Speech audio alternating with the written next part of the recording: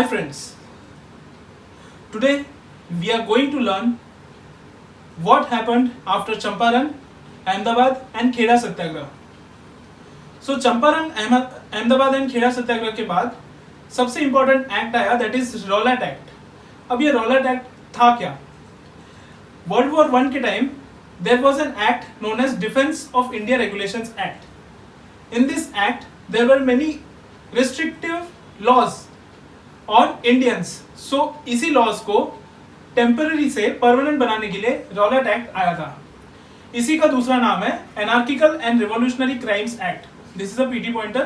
कोई भी question last year ये आ चुका, लास्ट ईयर नहीं प्रीवियस ईयर क्वेश्चन में आ चुका है ये, इसलिए ये इंपॉर्टेंट है. Which of the following was known as anarchical and revolutionary crimes act. तो आंसर होगा रॉलेट एक्ट ऑफ 1919.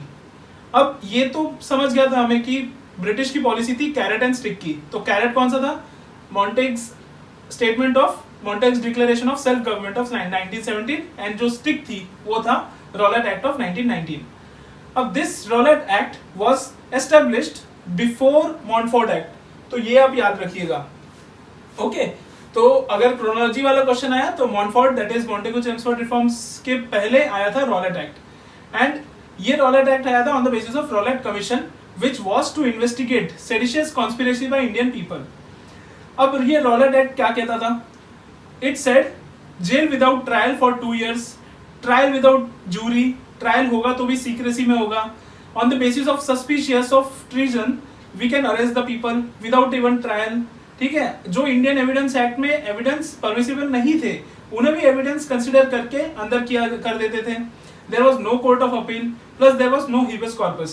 So ये जो है ये these are the parts of Rowlatt Act of 1919.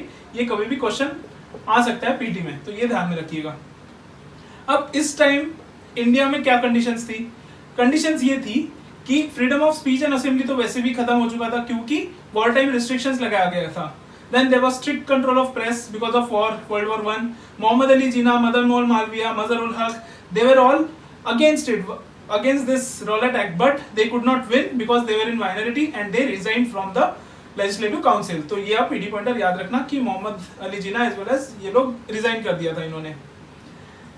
Then after that आया this, that is Mahatma Gandhi.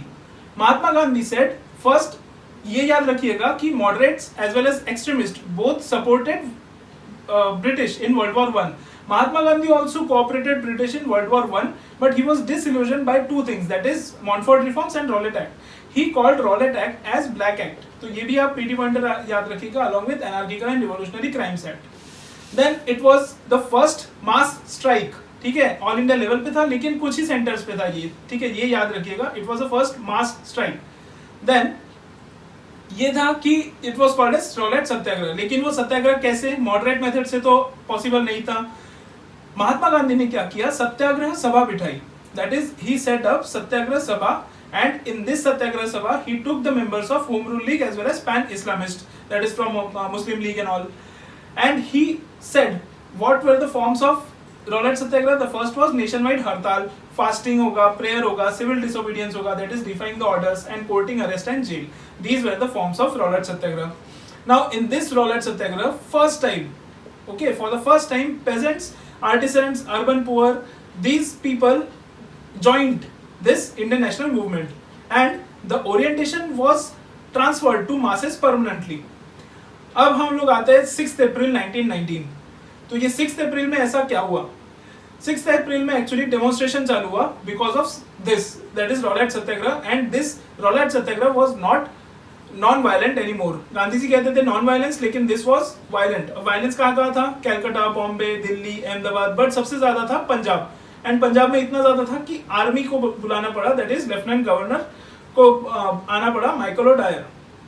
ठीक है, this was the biggest and most violent revolution since 1857. अब इसके बाद में आया, हम लोग देखेंगे मेंस पर्सपेक्टिव से, that is what was the evolution of Rowlatt Satyagraha. Actually इन्होंने क्या किया? It failed to repeal Rowlatt act, ये तो पता ही है हमें. जो इनका मेन एम था वो तो ये अचीव नहीं कर पाए. प्लस वायलेंस हुआ, it was limited to certain cities. Mahatma Gandhi realize that there was necessity to change the constitution of Indian National Congress. That is why Nagpur session में इन्होंने इंडियन नेशनल कांग्रेस का कॉन्स्टिट्यूशन चेंज किया. वो हम नेक्स्ट वीडियोस में पढ़ेंगे. Mahatma Gandhi became the undisputed supreme leader of the Indian national movement and he became an all India character for the first time. अब Hindu Muslim unity was also there during this Rowlatt Satyagraha, लेकिन violence भी था. ये violence वाला point जो है ये important है, पीटी पॉइंटर आप याद रखिएगा, ठीक है. अब इसके बाद में है अप्रैल 6 तो ये हो गया, लेकिन अमृतसर और उसके near by areas were the worst affected areas of Indian national movement. And इस टाइम क्या था, Saifuddin Kitchlew and doctor Satyapal they were arrested. तो बहुत सारे प्रोटेस्ट हुए, मीटिंग्स हुए जो वायलेंट हुआ. अब ब्रिटिश ने क्या किया कि ट्रूप्स बुला लिए और रेजिनाल्ड डॉयर के अंडर इनको रख दिया. ब्रिगेडियर जनरल थे ये. अब ये ध्यान में रखना गाइस, लेफ्टिनेंट गवर्नर इस टाइम पे दैट इज अप्रैल 6 में ये थे माइकल ओडॉयर एंड ये थे रेजिनाल्ड डॉयर. ये दोनों अलग अलग है क्योंकि लास्ट ईयर एक क्वेश्चन आया था Arthur Wellesley and Wellesley as a governor. तो ये दोनों अलग अलग नाम है, भले ही सरनेम सेम है लेकिन नाम अलग अलग है. Similarly Michael O'Dwyer and Reginald Dyer are different people. Then April 13 में people came on the Baisakhi day to celebrate the Baisakhi festival. अब बैसाखी फेस्टिवल इनको पता नहीं था कि रेजिनाल्ड डॉयर ने assembly right to assembly of more than 3 ये ban कर रखा था और गोइंग आउट विदाउट परमिशन ये भी बैन रखा था. इनको पता ही नहीं और ये लोग आ गए. आने के बाद में Reginald Dyer came and the rest is history. हम लोग बहुत सारी मूवीज में देखते हैं, भगत सिंह, रंग दे बसंती, ये सारी मूवीज में हम लोगों ने देखा है, ठीक है. अब इसका इम्पैक्ट क्या हुआ, ये सबसे इंपॉर्टेंट पार्ट है कि जलियांवाला बाग मैसेकर का जो इम्पैक्ट है वो एक्चुअली हुआ क्या. सबसे पहले तो है रविंद्रनाथ टैगोर ने अपनी नाइटहुड रिनाउंस कर दी. तो ये सर का जो टैग है ये मैंने कट कर दिया. It implies Rabindranath Tagore renounced his knighthood on the lines of this, that is Jallianwala Bagh massacre. ये पीटी में आएगा, क्वेश्चन आ चुका है इसके पहले भी. Gandhi ji renounced his title of Kaiser i Hind जो ब्रिटिश ने उन्हें दिया था for his contribution in Boer wars. Then Bhagat Singh also he was 11 by that time. हम भगत सिंह जब मूवी देखेंगे अजय देवगन वाली, he has got the national award for that movie. बहुत अच्छी मूवी आप देखिए. तो उस मूवी में बताया है कि he was just 11 years old and जब उसने यूथ में अपने भारत नौजवान सभा बनाई तो this Jallianwala Bagh massacre was the primary reason or the purpose behind this formation of Bharat Naujawan Sabha. Then अभी Udham Singh he went to UK and he assassinated Michael O'Dwyer. तो ये भी आप याद रखिएगा एज अ पीटी पॉइंटर. इस पे मूवी भी बन रही है जो विकी कौशल जिसमें पार्ट लेंगे, ठीक है. अब सिख गुरुद्वारा रिफॉर्म मूवमेंट चला. अब गुरुद्वारा रिफॉर्म मूवमेंट का ये बेस कैसे हुआ, क्योंकि रेजिनाल्ड डॉयर को अरुण सिंह ने सिख डिक्लेयर कर दिया for his this stint in Jallianwala Bagh massacre. तो इसीलिए गुरुद्वारा रिफॉर्म मूवमेंट की जो डिमांड्स है वो और ज्यादा बढ़ गई. अब इसके बाद में क्या हुआ कि हंटर कमेटी बिठाई लोगों ने, दैट इज ब्रिटिश ने.